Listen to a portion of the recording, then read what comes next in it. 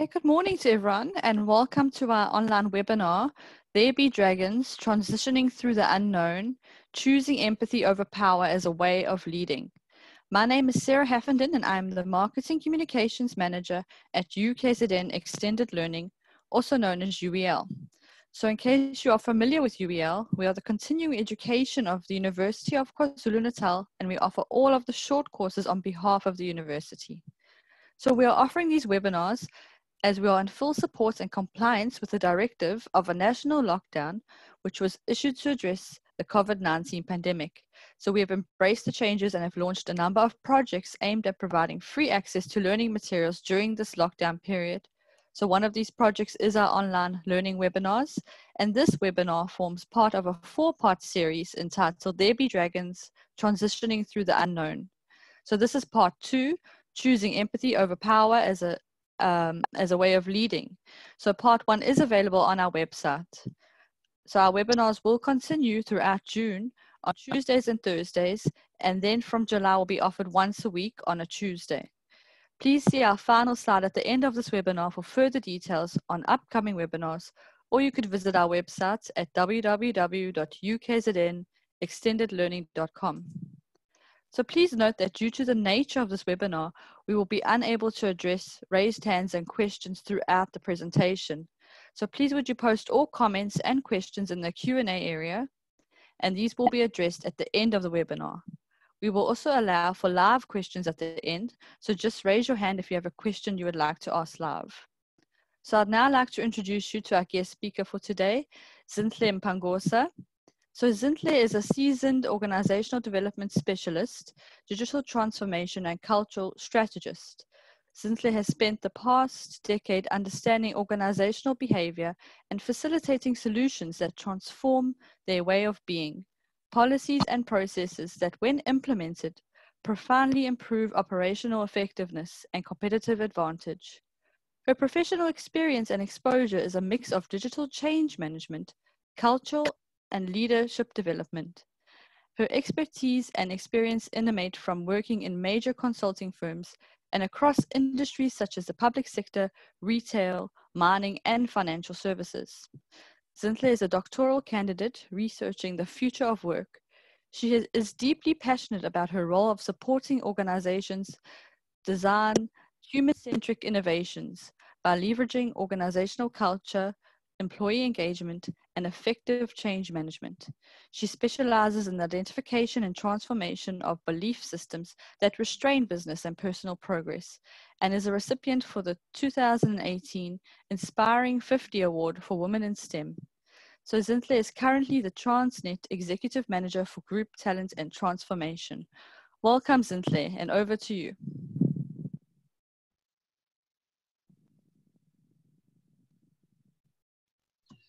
Good morning, everyone, and welcome back to those who attended the last week's session.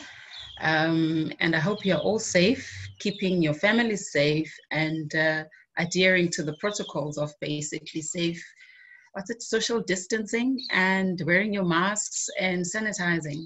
So those of you who are joining us for the first time, the series is basically called There Be Dragons, which comes from a theme from the era of exploratory, so the time where a lot of guys would go out and discover the world, and it was called There Be Dragons simply because at that time and point, it was believed that the world was flat, and if you ventured further than what was known, then you would be going into spaces of danger. And it's around, so the theme is also around one particular Shackleton who managed to charter the unknown waters, which was quite a dangerous exploration that he took on, and was able to deliver his team of people safe, even though they were shipwrecked. It was during a war, and they were snowed in and all sorts of dangerous experiences. So this particular session for today focuses on empathy versus power as a way of leading. I'm trying to get to my next page and it is not moving. Are we having a technical glitch? There we go. Now, in terms of leadership, as we discussed last week was that leading is basically influencing. It's influencing those around you to achieve the goal that you have in mind. So you have a vision for yourself, but you realize that you need to influence others to achieve that goal. And the reason I've opted for honoring your leadership calling is moving away from an entitlement mindset that when you are leading others, now you could be leading your family, you could be leading society, or in your wherever you are, whether it's a church group or it's in a place of work, and looking at it from a calling and honoring that calling shifts the thinking from a position of that if you are leading, you are entitled, and therefore it is by authority and it is by force. But it's actually looking at it from a privileged perspective, that you are privileged to have been nominated and offered an opportunity to influence other people for you to achieve your goals or your vision. And the reason I also use the family setting is that having children is a privilege, and having a family is a privilege. And how you role model and how you uphold yourself and how you lead that circle of influence has a lot of consequences to those that you are leading. And the quote that I wanted to start with is that, a true leader has the confidence to stand alone, and the courage to make tough decisions, and the compassion to listen to the needs of others. Now, whether in a home setting or at work or in any other place that you are leading, there are times that when you are influencing and leading others, where you would find yourself being alone. Alone because you need to make tough decisions that will bring those you are leading to a position that you have in mind. And at times they can't get your vision. At times they don't understand why you are doing the things that you are doing. But you need to have the courage to be decisive about taking those tough decisions. But the other important aspect of it is about compassion. Because when you lead without love, without compassion, it becomes then difficult to do the next thing, which is to listen to their needs, to hear what they have to say. Because if you are influencing people and you want them to follow you, you need to be able to connect to their hearts. You need to be able to win them over. So much as at times you might be isolated to making tough decisions alone, you cannot also move away from the fact that you need to have compassion for those that you are influencing and compassion for those that you are leading, and be decisive, as we learned from last week's series about the importance of being decisive in what you do and how you go about it. Now, obviously, the next thing that we need to consider is the context that as leaders we are finding ourselves leading from, that we have found ourselves in a space where there is unprecedented and fast-paced events of COVID-19. A context looks at the environment, basically, that you as a leader are leading from. And right now, we are finding ourselves that we're in a space that what used to be normal is no longer normal. For example, where this workshop would have been in a nice, comfortable office setting and a boardroom, but it is now outside. And if some of you might have noticed, my gardener's just walked right past me, pulled up whatever he needs to do. He's continuing with his business as usual. And part of the reason, now when I talk about empathy and an example about the context and empathy is I deliberately chose to have all these sessions in an outside setting rather than in an office, simply because I would like to be in the same space as somebody who might find themselves unable to leave their home because they're either going through a quarantine period, or they're finding themselves having to isolate, or they're just adhering to the rules of social distancing because either of their age, because of whatever many other reasons that we are all finding ourselves. Now, broadcasting from a comfortable boardroom kind of makes the other person who can't leave their house feeling like, what if it just leaves other kinds of feelings. I can only imagine, because if you are isolated and maybe you're probably alone in your house and the setting is in a boardroom and you are starting to feel like FOMO, or that you are missing out on being in the office, or you're being excluded. So that was part of the reason why we are having it outside, is to encourage those who might be finding themselves isolated and being at home, that you can still work as effectively outside. And part of the norm is that you will have your dog walk right past whilst you're in a meeting, and you will have your gardener walk through that. And basically, it's about finding control within a space whereby, when I look at the context part, is that there's a lot of uncertainty. There is nothing guaranteed. We are not sure how long this is going to be for. We are uncertain about our livelihoods, and it brings about fear. The more you listen to the news, it creates some form of disorientation. I know in our work office, we had a situation whereby on Monday, there was a contamination that creates a little bit of those who were going into the office, like, okay, now is it safe to continue going to that space? Should I stay at home? And it's the first part of our lockdown actually made a lot of people feel like, you know what, we don't have control over this thing. I feel like I'm a prisoner in this space.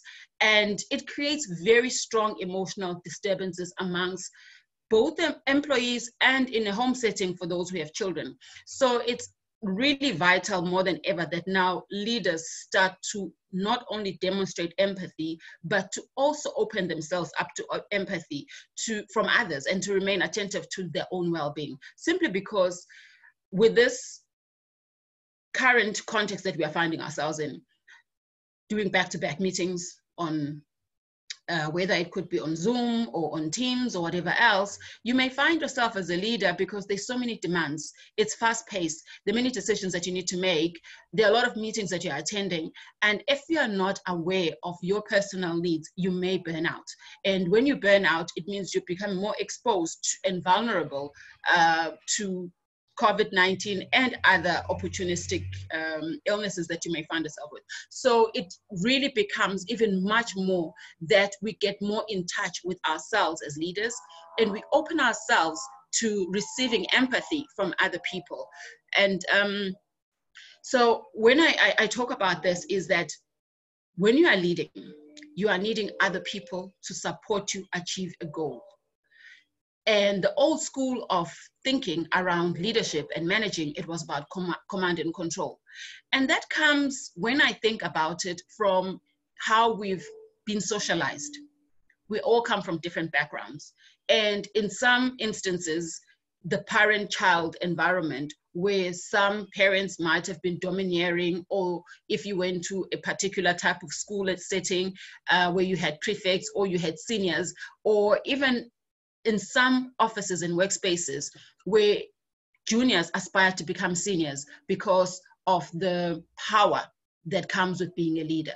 But if you look at other successful ways of leading, it's not so much about giving orders, but leaders need to provide direction. You need to steer people in the direction where you would like for them to deliver willingly and from their hearts. And that's why the compassion, that's why the love and the intent, and allow others to figure out what they need to do and how they need to get there.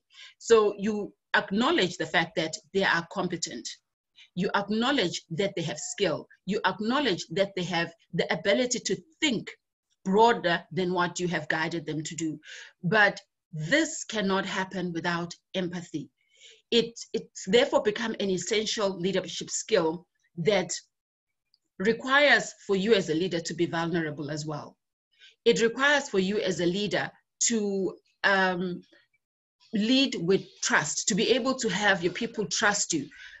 Because if you're not using power, if you're not using authority, if you're not using your position, it means your influence relies purely on the people who look up to you, trusting that you have their well-being in your heart and in your intentions, that you are directing them for the greater good of everybody, the organization, themselves. And sure, I'm wondering if that noise is getting through to you. Sarah, you let me know if the vacuuming noise is interfering with the presentation. Yes, we did hear it. Yeah. You can hear it. Yeah. Can I be allowed a second to request that it's, okay. So yeah. This is part of the new norm. Nothing is certain. And so just a moment, please.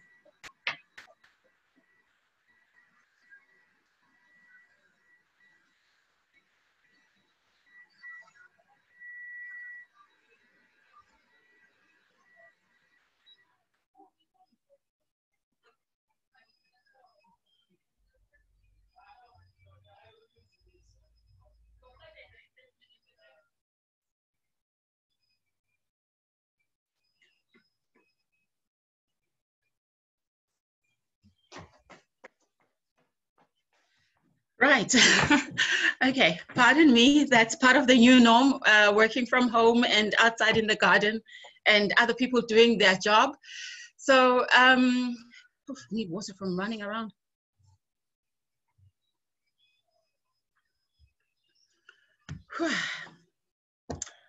As I show how unfit I am. And being under lockdown has not really helped. I started a journey of getting fit and getting a trainer and all of that. And this is now my perfect excuse for why I'm huffing and puffing, for having just walked 10 steps. But anyway, right.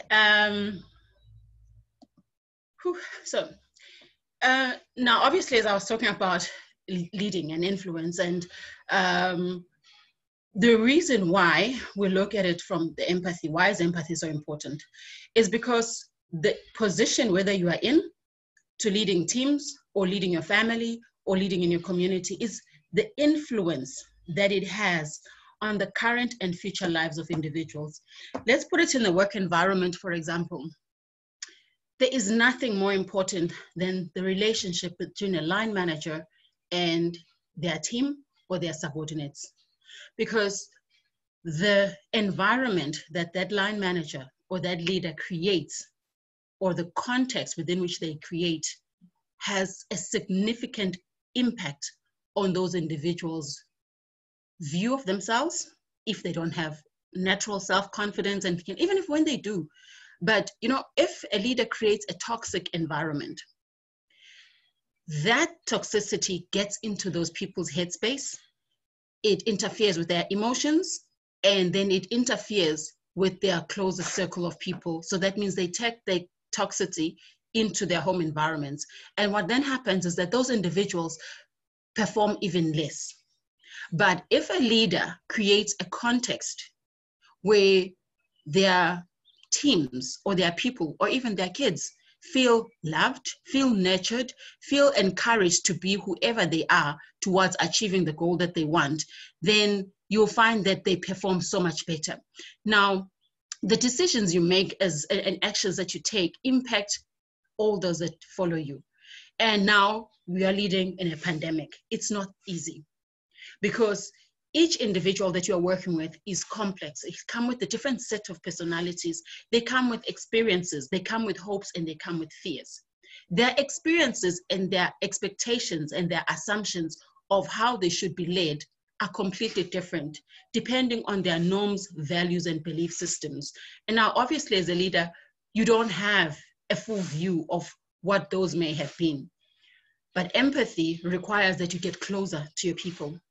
It requires that you get to know them more than just as a number. It requires that you understand when you see a particular behavior, you know what is informing it. And it means investing in those people. It means opening yourself up. And that's why I mentioned vulnerability.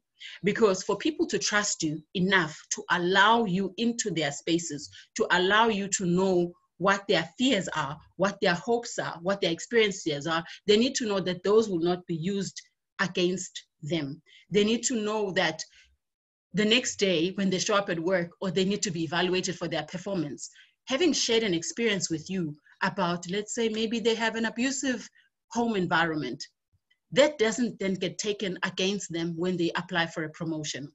I read an article that in some instances, females, where recruitment is continuing in what was previously a male-dominated environment, is no longer so pro-female because of the changes.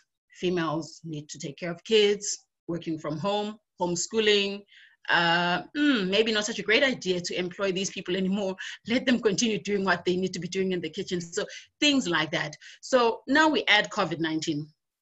That has changed our lives completely forever. I mean, you've never attended a training whereby the facilitator needs to run around and ask a gardener to stop vacuuming, come back huffing and puffing and almost collapsing in front of you. All of us have been touched in different ways. Families are suffering from isolation. Some of us are experiencing a loss of loved ones and even a possibility of losing a livelihood.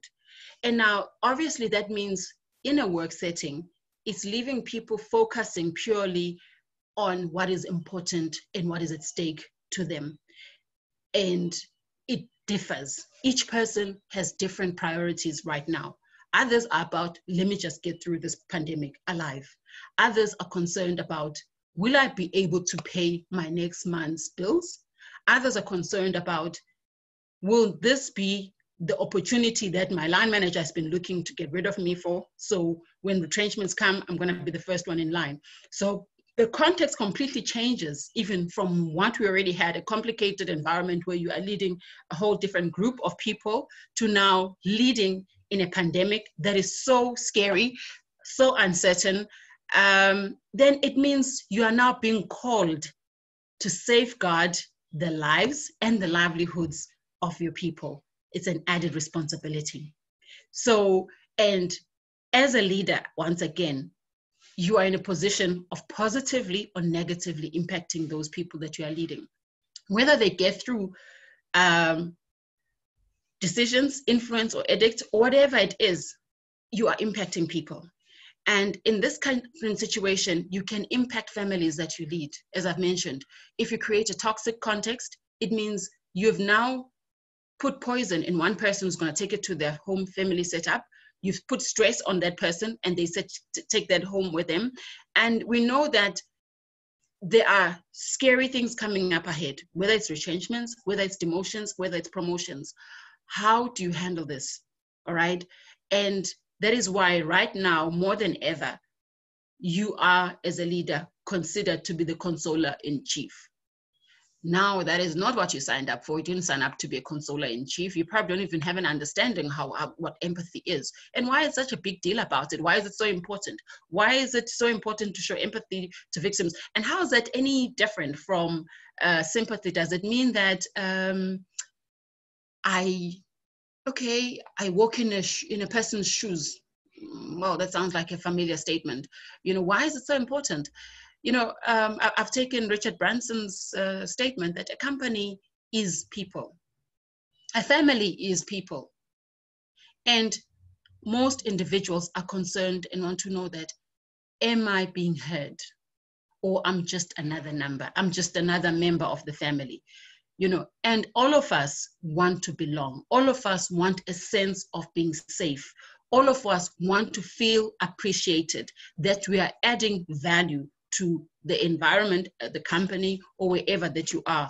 So we want to be part of the inner circle, whether as a kid or as a grown-up. And great leaders create that circle. They create that environment of understanding and value. And that's where empathy comes in. And so as I was even researching this topic a little bit more, and I was thinking between the difference of power, authority, empathy, and I was reminded of a book by Simon, I remember his name, Simon Sinek, which says, leaders eat last. And in the book, he shares about the Marines and the culture of one particular Marine group that he came across, whereby the seniors, much as they know that they are seniors, they allow the junior officers to basically eat first, and they allow for them to feel safe and comfortable. And it reminded me of my boarding setup. So I recently also sent my son to one of the best boarding schools because of the education. And also a little bit about the discipline that is offered there, but not from a bullying perspective. So, and when I read The Leaders Eat Last, I was reminded of a little aspect of how we are socialized, which makes us look forward to the command and control type of leadership.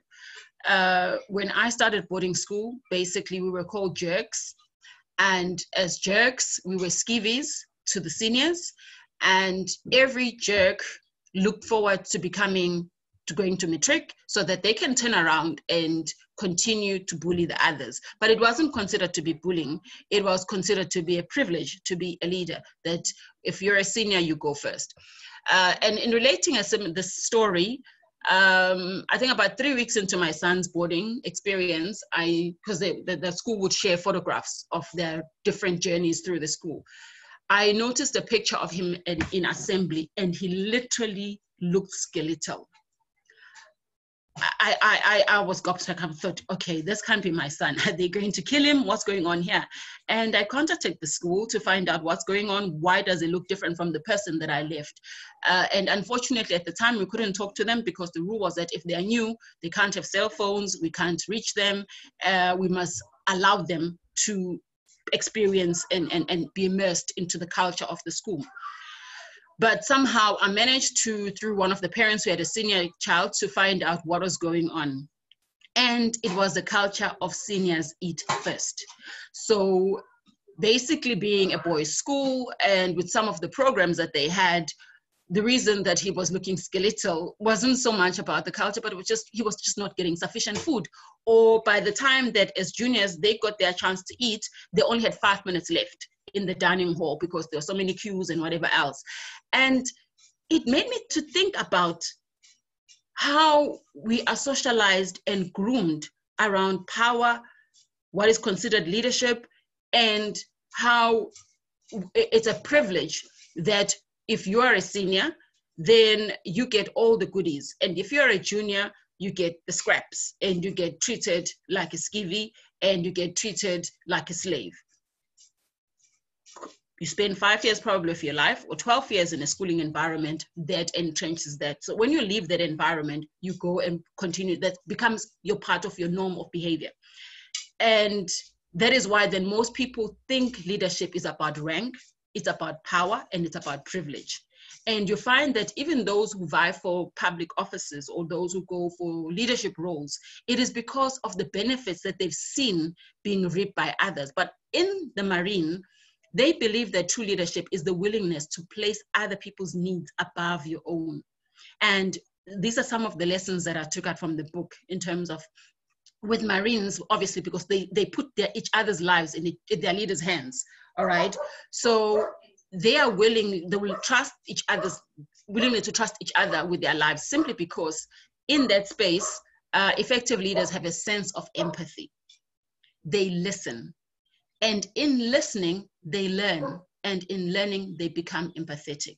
So it's a skill that is progressive, if you notice that. It starts by listening. And when you are listening to learn. And in learning, you then become empathetic. And it is the heart.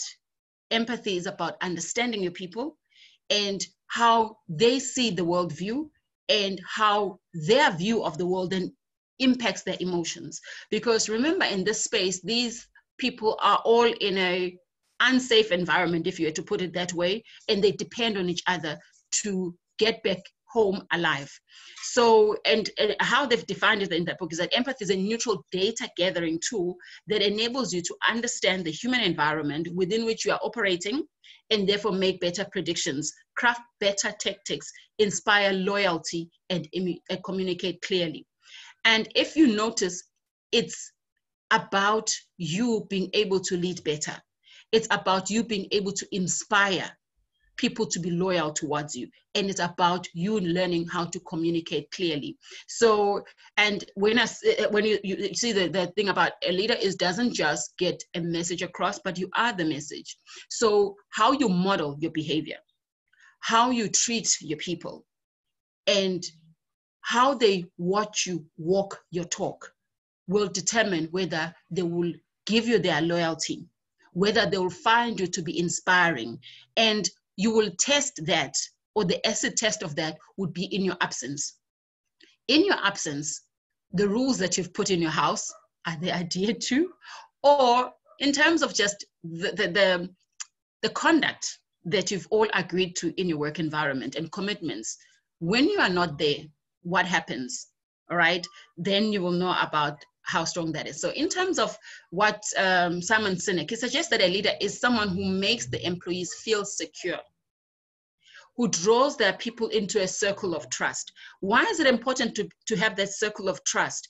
Is because if people are all concerned about backstabbing, all concerned about all sorts of unsafe politics in a work environment, then their focus becomes less on productivity, less on achieving goals, but more about keeping themselves safe, more about how do I stay alive, more about how do I maintain my sanity. So it isn't about being in charge or having all the answers or being the most qualified person in the room. There goes vulnerability right there. Because if the view is that I need to have all the answers, you can never ask for help. If your view is that I'm in charge, I make all the decisions, innovation is dead, because you can only be as innovative as your limited being. And if you're in a team of 12 people, that means you've killed 11 other possible innovative ideas that you could have. And if your view is that you must have all the answers and all the solutions, that means you've killed the voice of your people. Then they only come to your workspace to collect a paycheck.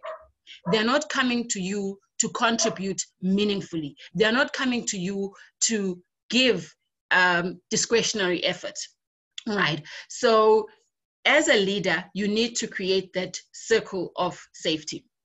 So in terms of empathy, it's not only just a characteristic, but it's a skill. And it's a critical skill for that matter, that we learn and grow as we practice. Now, management as a practice, it's behavior. Your intentions don't really matter. It's not what you think or feel that counts, but it's what you do and how you do it in terms of modeling that makes people want to work with you or not.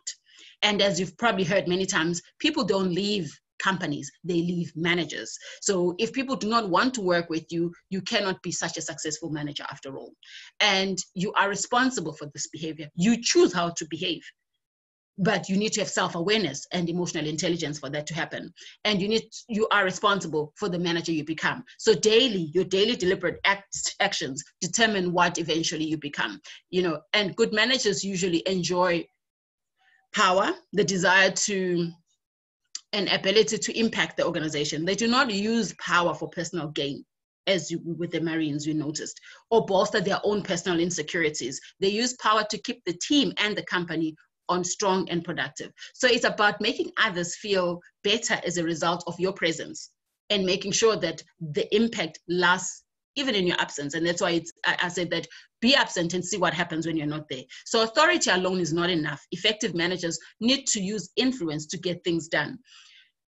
Why is it so important? In summary, it's called employee engagement.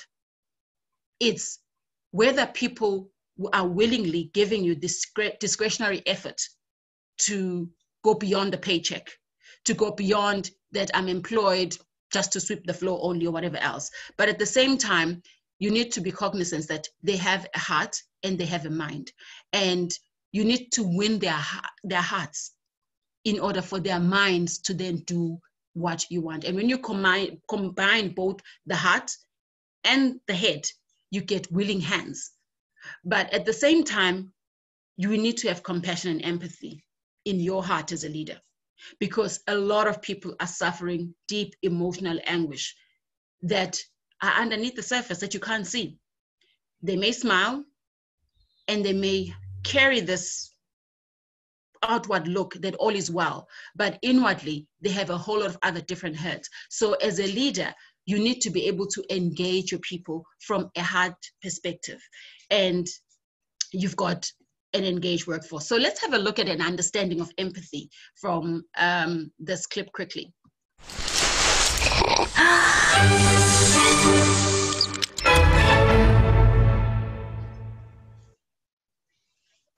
So what is empathy, and why is it very different than sympathy? Empathy fuels connection. Sympathy drives disconnection. Empathy, it's very interesting. Teresa Wiseman is a nursing scholar who studied professions, very diverse professions where empathy is relevant, and came up with 4 qualities of empathy. Perspective taking, the ability to take the perspective of another person or recognize their perspective as their truth. Staying out of judgment, not easy when you enjoy it as much as most of us do. Recognizing emotion in other people and then communicating that. Empathy is feeling with people. And to me, I always think of empathy as this kind of sacred space when someone's kind of in a deep hole and they shout out from the bottom and they say, I'm stuck, it's dark, I'm overwhelmed. And then we look and we say, hey, you can climb down. I know what it's like down here. And you're not alone. Sympathy is, ooh, it's bad, no. You want a sandwich? Empathy is a choice, and it's a vulnerable choice, because in order to connect with you, I have to connect with something in myself that knows that feeling. Rarely, if ever, does an empathic response begin with "at least." And we do it all the time, because you know what? Someone just shared something with us that's incredibly painful, and we're trying to silver lining it. I don't think that's a verb, but I'm using it as one. We're trying to put the silver lining around it. So, I had a miscarriage. Oh, at least you know you can get pregnant. I think my marriage is falling apart. At least you have a marriage. John's getting kicked out of school. At least Sarah is an A student. But one of the things we do sometimes in the face of very difficult conversations is we try to make things better. If I share something with you that's very difficult, I'd rather you say, I don't even know what to say right now, I'm just so glad you told me. Because the truth is, rarely can a response make something better. What makes something better is connection.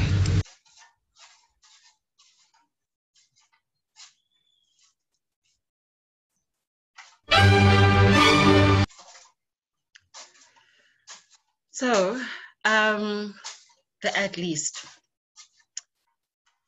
You know, one of the things that we kind of sometimes lean towards when we are trying to be empathetic is using words like, oh, at least this is happening.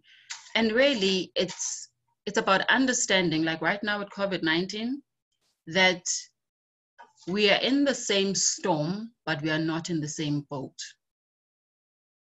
That means we are all going through a similar challenge, but how we are getting through that challenge is completely different, because we all have different experiences, we all different makeup, we all have different abilities.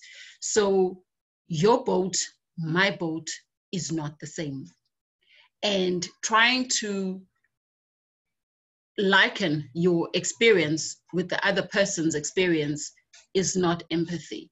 Because when you think of it that, okay, we are all under this COVID-19, then you lose being able to connect and see things from that other person's perspective, all right? You need to understand and be aware and being sensitive to the other person's feelings, to what they're thinking. And if you can't get it, it's about being open to not getting it, instead of trying to cover it quickly with some other comment, or talk over the person's reality, or minimize or diminish what they're currently going through because you have overcome it at some point. Like I said, we're all going through a similar storm, but our boats are not the same. And our boats are made up by our different contexts. So empathy can be described as a feeling, the feelings of another, with the greatest accuracy and effort. And if you notice the word effort, it's deliberate. You reach out, you deliberately go out of your comfort zone into the other person's comfort zone. And the reason it's difficult for most people is because it requires for you to be open to your own emotions. And some of us are not comfortable with our own emotions. So we've shut them out a long time ago and we just march through life. But to lead effectively, you do need to be connected. And it's not only for weaklings. It's some of the greatest presidents have been empathetic. So we look at Abraham Lincoln, everyone knows them from America. He had such a huge influence on his allies and adversaries because of his extraordinary empathy, the ability to put himself in the place of another, to experience what they were feeling, and to understand their motives and desires. His crowning gift of political diagnosis was due to his sympathy, which gave him the power to focus with an uncanny accuracy what his opponents would likely to do. And we've also got George Washington. So in terms of history, it wasn't his generalship. So we know that he came from an army, and you would have thought, okay, someone who comes from an army, they must use dictatorship, they must use power, authority, but that's not what we learned with the Marines either. It was the way that he attended to and stuck by his men. His soldiers knew that he respected and cared for them, and that he would share their severe hardships. Then we've got our own Nelson Mandela, who led as a human through empathy, compassion, and understanding, and not authority. In fact, his political opponents had far more authority, resources and weapons, money and everything else. All he had was his character and his compassion and love for people. So I'm not necessarily saying that we all try to become presidents, but we can all become more sensitive to our teammates' emotions and lead with empathy, compassion, and understanding more effectively than with external incentives and authority. And recently, it's not about age as well, because I know sometimes people think, okay, you need wisdom of age and experiences, and those last three guys, most of them were way into maturity in terms of being very senior in their lives before they became presidents. Well, in New Zealand, in our recent, right now, current time, we've got a female who's still quite young, and she's shown how empathetic leaders can be. And for her view, as you might have noticed, that she believes that it doesn't mean being empathetic, you are not strong. And we've seen by how she's taken through her country through a very difficult time. You know, they've suffered, what is this thing when you get people attacking you? I'm trying to think of that word that we don't have in South Africa. America and these other countries suffer a lot from those attacks. But anyway, so she's gone through a lot with her country.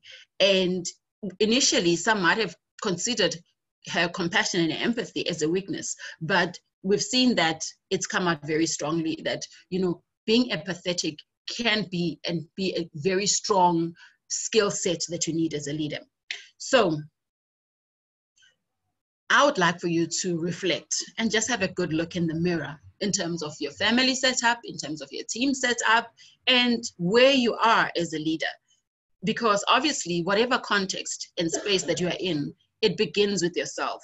So with the few examples that I've used from the Marines, from the different presidents, and even from Brené's clip in terms of where would you say you are?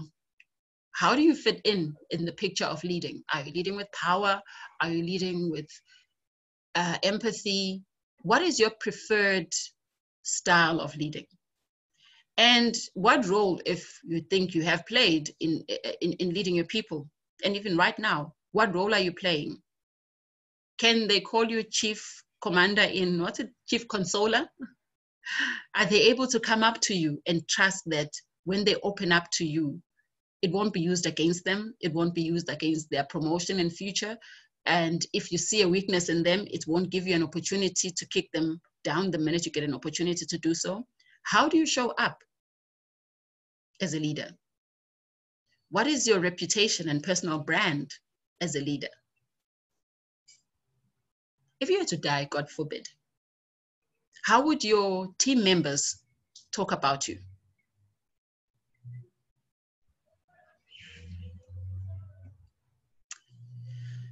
So in leading with empathy, it begins with building trust.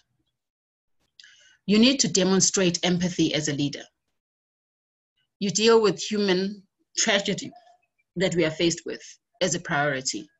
Make a positive difference in your people's lives. Connect with your people from a genuine perspective, with authenticity, and not as a tick box exercise. So one of your team members have unfortunately been exposed to COVID-19 and you need to contact them. Do it from a space of connecting with them. Do it from a space of seeing the world from a scary space that they might be experiencing. And if you are leading an organization or a department or a unit, you need to communicate effectively as well. You need to maintain a transparency and provide frequent updates. So where are we? What's happening? How are we going to go about this? And when you don't know, be clear about that. And it doesn't have to be COVID-19 related only. This is one of the key things about building trust. How you communicate. And are you communicating from an authentic perspective? When you don't know, do you pretend to know? Or can your people trust your word? When you say something today, they know that tomorrow it will still be that, unless really something out of your control changes and you're able to say, you know what, I overslept. Demonstrate vulnerability. And what this means at its core is the heart, the center of meaningful human experiences. People like to hear and share stories. So share your stories and your journey as you're going through this COVID-19. What your fears are, how you've overcome them, how you have coped, or even in any other area. And examples that I've used by deliberately having the session outside, sharing about why I've chosen the Marines because of my boarding experiences, which was grooming me towards taking a view and an excitement about power and how power and authority gives you all sorts of privileges. Celebrate the positives. There's so much negativity at the moment around a lot of people getting infected, sicknesses, and people succumbing to the sickness. We need to celebrate and share the positive stories. Even in our teams, even if it's not necessarily around COVID, we need to be able to uplift and share uplifting moments. You know, we need to be able to reignite that spirit of resilience by sharing the good stories. And then connect to a deeper sense of purpose. Find meaning and answer the why behind what you are doing as a family, as a unit, as a leader of a team. For example, in New Zealand, it was about staying at home, protect the bubble. And the Prime Minister would say that you are breaking the chain of transmission and you did it for each other. So there's a common goal there. And there was a common sense of purpose that we all are staying at home because we've created a bubble and we all need to stay within the bubble and until such time that it is safe for all of us to go out. So that is the purpose and that is the vulnerability around it. That's what we need to do. And then model it. What you do matters as much as what you say in building trust. And scrutiny of leaders' actions is even more magnified in times of crisis or when you're going through a difficult time. So those would be some of your building blocks. And in wrapping, as I've mentioned, that empathy is a skill that can be built by practice. So first, it's an intention.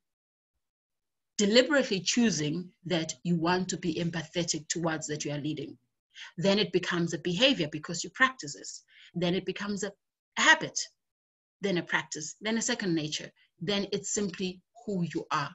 It's again a choice. You can choose to continue to lead with power or by influence of empathy. So that brings us to the end of our session for today, and I hope you found something new to learn, and if it wasn't new, maybe there's some lessons that you had forgot that you've been reminded of. And if you'd like to learn more or get a little bit of a more detailed program on the same, because obviously these are short, you may please contact Cindy Iswa and Venusha on the numbers that are provided on the screen and the email address, or you can visit UKZN Extended Learning's website. And in terms of what else is coming up, we've got these few other webinars coming up in the following week. So if you are interested, please be on the lookout of the next webinars. So that brings me to the end, and I am open for questions if there's people with some questions. Yeah, if anyone has a question, or if you would like to ask a question live, now's the time. You can raise your hand. In the meantime, I'm going to launch the poll. If you could please rate the session today. I haven't got questions, Zintle, but I have some feedback like this is brilliant. Thank you from Debbie. Teamwork, wow from Debbie again. Lance said, I really enjoyed listening to you, Zintle, very interesting. But if anyone has any questions or they want to elaborate on something that Zintle has said, you're welcome to ask a question. Otherwise, raise your hand and ask it live. More feedback from Kerry. Thank you very much. This was a lovely talk. Yeah. And Anissa says, thank you, learned a lot. Kerry says, again, I really appreciated the context of speaking from a point of empathy. Yeah, so if anyone wants to ask anything, you can raise your hand or type something in the Q&A box or the chat box. Maheda D says, thank you, Zintle, for this brilliant talk. Linda says, super inspiring presentation, thank you. And I have one raised hand, so I'm going to allow to talk. It's Veni. And let's see what Veni has to say. Just check if you're unmuted, Veni.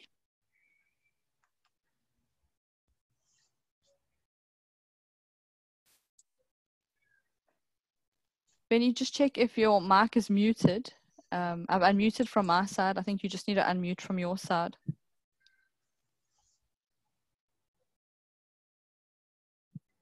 I don't know if Veni. Hello? Maybe she no need to unmute, Veni says. I think it was an accident. Okay. Bev says, thank you, Zintle, for this very informative session. Thoroughly enjoyed it. I have a question from Anissa. How do we use empathy in conflict situations? Okay, so in a conflict situation, you need to firstly look at the perspective that when you are in conflict, that means you are holding strong views that are in opposition. And before jumping into defending your view, it is always best to step back, listen, and listen to hear what the other party's strong view comes from. And when you are listening, you will also understand what is it that they're objecting about your view.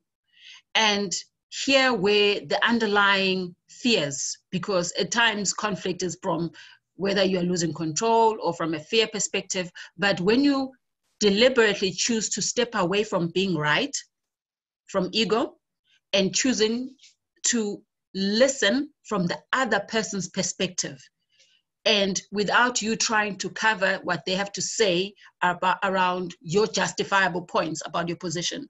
So that already is an empathetic way of listening to the other person. And you'll find that you'll be able to respond from that person's perspective. Because remember, we view things and circumstances from different perceptions around life, around different filters, what informs our views. So when you start listening from that other person's perception, it becomes easier to respond according to how they view the world and also their emotions and their emotional investment in that particular subject that you are debating about. All right, I hope that answers that. I'm also mindful of the time that we are, 2 minutes left almost. All right, I hope I've answered you, but basically you need to listen from the other person's perspective and step away from judgment and being right and holding on to being right and allowing for that possibility that you may be wrong and trying to hear from that other person. Awesome. Anise, yeah, she says, thank you. That's an excellent response. Linda says, super inspiring presentation. Thank you. And then I have a question from Marcel. How do we break the cycle of leaders must eat first? That becomes a culture because, and in any environment, I did think when I was thinking about the boarding school experience, it really, how we behave, even ourselves at work, it comes from early childhood conditioning. And it would require that you deliberately change the culture of your organization, and that people start seeing themselves as, even if you're a leader, you can allow juniors to have the platform. So let's say you have an opportunity to present, let's say, to your very senior exco and whoever else, and your juniors have done a great job at putting together the work that you need to present. Giving them an opportunity to present already starts to change about you eating at the table by yourself. But it gives them a seat at the table as well, because they get to be seen and heard that, oh, wow, so these are the people behind this person. So you're not being afraid to share the platform with your team members. So, and when we talk about the culture of an organization, starts from the smaller one. So when you choose to allow for the people that you've been given the responsibility and the privilege to lead, to allow them that they also matter, and therefore they can eat first by you stepping back and giving them the platform. And then it starts creating that ripple effect, and maybe the team influences the next team and the next team, and you start influencing from inside your space where you can control. And then as others learn from your wins, then slowly we can all be able to do that. But it really becomes about a culture matter, and with culture you deliberately have to change and navigate through that. And I think that's next week's training about culture and how we can change those cultures and belief systems. Okay, thanks. Just a comment from Kerry. I'd so love to attend a workshop that focuses on this idea of emphatic conflict resolution. Sounds like something that would be really helpful to see some examples modeled. Great explanation. And then we have another question. I think Venny's typed her question out here. She says, thank you. We found our managers are getting easily offended during this time, feeling left out since directors do not call them back to work whilst other junior staff are at work. We have hectic workloads, and it's frustrating to keep justifying ourselves to these type of people. Advise. And then she just went on saying it is tiring being attacked all the time with argumentative people. Do you have any advice? I'm just listening to someone who's having a vent.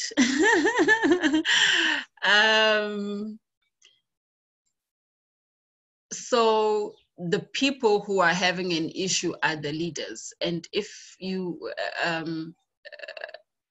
the sentence construct says that the leaders are feeling left out. And if you remember in part of the session, I said that all of us want to feel like we belong, that we are in the inner circle. And that's why we've got that word FOMO. So when people feel excluded and left out, and depending on the culture of an environment, that fear of being left out may cause your leaders to start behaving in the way that they do. So one way of helping them feeling like they are still part of is by giving them feedback on what you've been doing, giving them updates.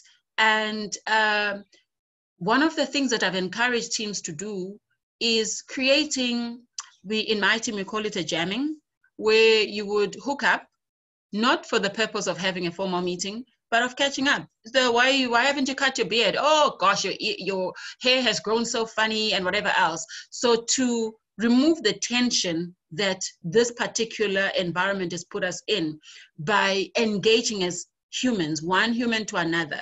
And then you'll learn where the scariness is. But obviously, in an environment where people do not feel safe, you can't do that.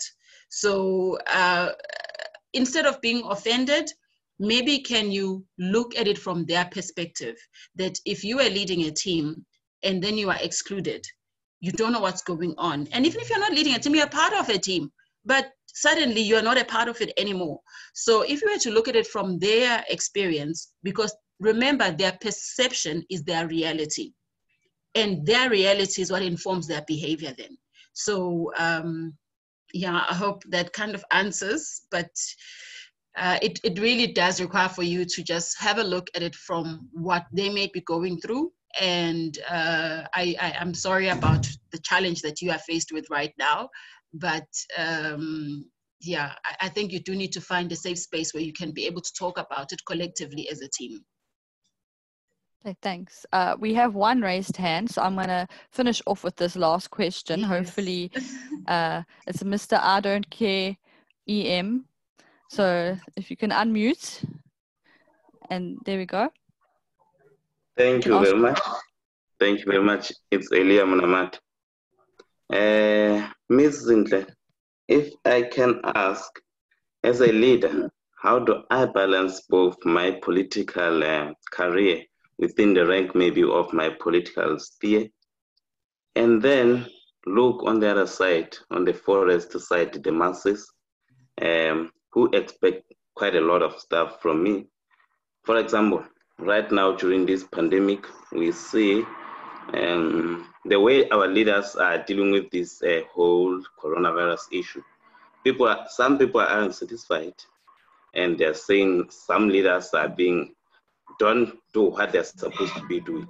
How do you balance the two? How do you balance what us as the people, as the masses want, and what maybe your cabinet members or whoever that surrounds you up there wants? How do you balance the two? Thank you very much. All right.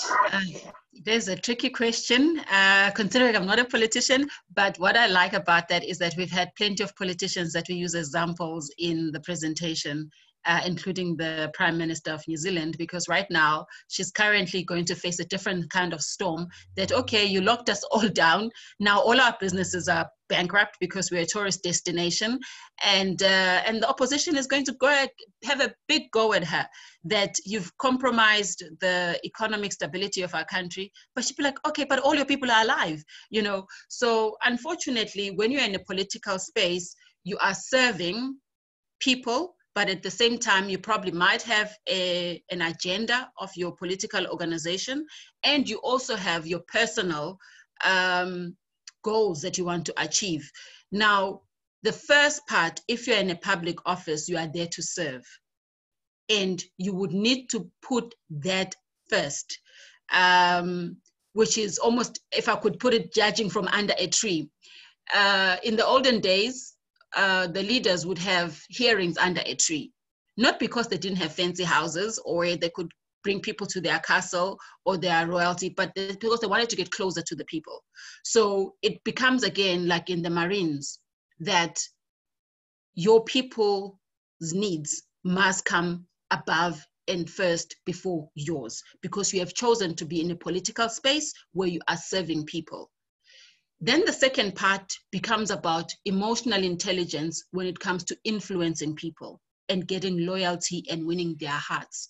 Because when people are loyal to you, they are loyal because they trust you. They trust you because of who you are, how you conduct yourself, and how you've proven yourself as a worthwhile leader, all right? And then the last part is on delivery. They will deliver even if you are not there, because they trust you, because they look up to you, because you have their loyalty. So that almost like become a three-step recipe. And I'm gonna have to wrap it at that point. If you need more, I guess it will have to be through the UKZN, but I hope I've answered you. I can see you're still on. I hope you can be able to see from those 3 points that I made out to you. Okay, thanks, Zintle. I got 2 more feedbacks. Fantastic presentation and the answers given. That's from Marcel. And Visathni says, enjoyed the presentation. Thank you. I do have one more question. Do you have time to do one more question? I need to run. I'm running late for a meeting. Okay. If you want to, you can. Yeah. Okay. What happens if a member of the team is toxic, even if your leadership style is empathic? Then it's understanding that it has nothing to do with you. They are going through stuff. They have their own baggage that they are carrying. What at best you can do is demonstrate to them how their conduct is impacting on the team and the results of that, without blaming. Blame has a corrosive effect on any relationship. But when you point out facts in terms of conduct and the consequence of the conduct and impact on that on others. Then the person has a choice then, do they want to continue with that conduct because this is what it does. So it's showing them this is what you've done and this is how it has impacted, and leave it to them to be. So bring it to their awareness. You don't have to tolerate it, but how you bring it to their awareness also becomes important. But don't take who they are as your monkey. Okay. All right. Yep. I'm going to have to stop right there. Yes. It's Rosella been really says great. I would have loved to have had a longer session, but unfortunately, it's just meant to be for 45 minutes and we've gone way over an hour. And yeah, I wish you all well, and I've got to go. So I stay safe, safe in your minds, safe in your bodies, and safe in your spirits. All right. Yes. Goodbye. So firstly, thanks, Zinhle, for sharing with us today. I think you gave us a lot of great things to think about. I think it's really impacted everyone. And we do look forward to your upcoming webinars in this series. So thank you everyone for joining us and engaging in these webinars. The video and the slides will be available on the UEL website, and we'll be sending out this direct link to you this afternoon. So do take a note of the upcoming webinars and do RSVP to secure your place. Next week, we have Leading for Results. And that's on Tuesday, the 23rd of June. And then Zinhle will be back with us on Thursday, the 25th of June for part 3, Cultural Transformation, Dragon Slaying. So we also have a few online courses that we'll be offering for free during the lockdown period. We are sharing our own courses as well as partnering with other organizations in order to provide free access. So do take a look at our website, www.ukznextendedlearning.com, to see what we have on offer. Otherwise, hope you enjoyed this session. Stay safe, and we'll see you next time.